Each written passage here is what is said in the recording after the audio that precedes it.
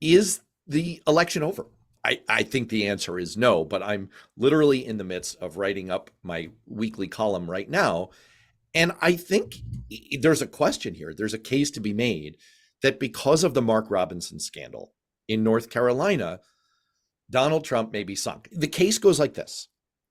Donald Trump absolutely has to win North Carolina. If Kamala Harris wins North Carolina, she's estimated to have a 97% chance of winning the election. Because of Republican gubernatorial candidate Mark Robinson's interesting past online that came to light over the last week, there is a good chance that Republicans are going to get sunk in North Carolina. And therefore, if Trump loses North Carolina, it's all over.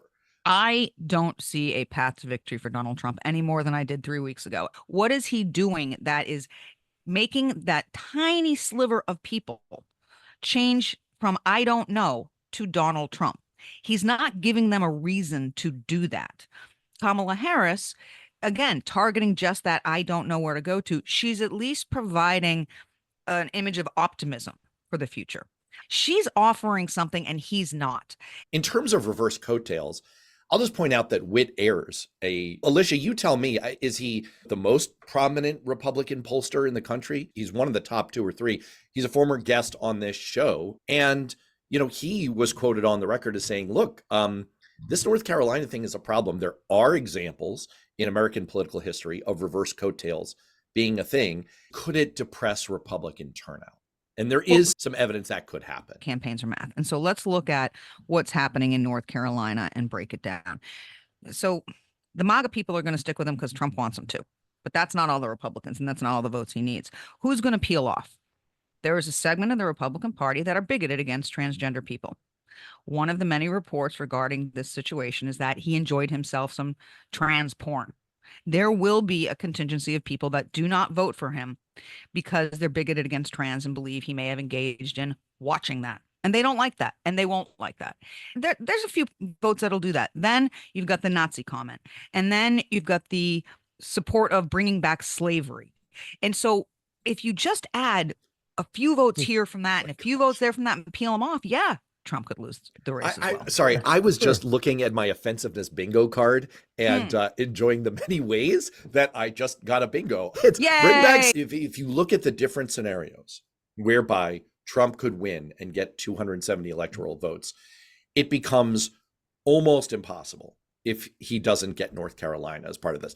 And his main strategy, his main map that they're aiming toward, and you can see it in the advertising numbers, anyway, just take my word for it, does involve North Carolina right at the center of it. Has there been any movement or withdrawal in terms of advertising dollars from the Trump campaign in North Carolina? Have they doubled down? Have they pulled out? Or are they just steady state?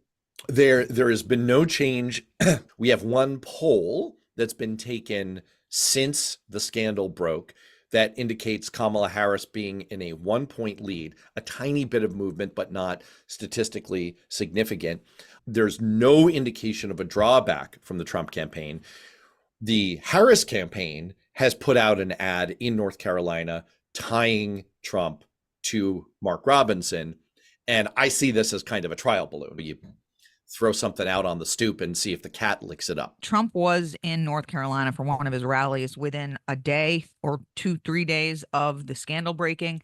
And unlike all the other times he was in North Carolina, Robinson was not invited, or at least was not at his rally. So there was a little bit of a, maybe we shouldn't have him front and center. Well, let's let him go watch some. Good on you, Trump team. You figured out that the black Nazi maybe would not be a good participant. I will say, though, that Trump has referred favorably to Mark Robinson in the past, comparing him to Martin Luther King and finding Mark Robinson to be superior to MLK in every regard. That's his quote, not mine, which is ironic because Mark Robinson is not a fan of Martin Luther King. Oh, that's what was missing on my bingo card.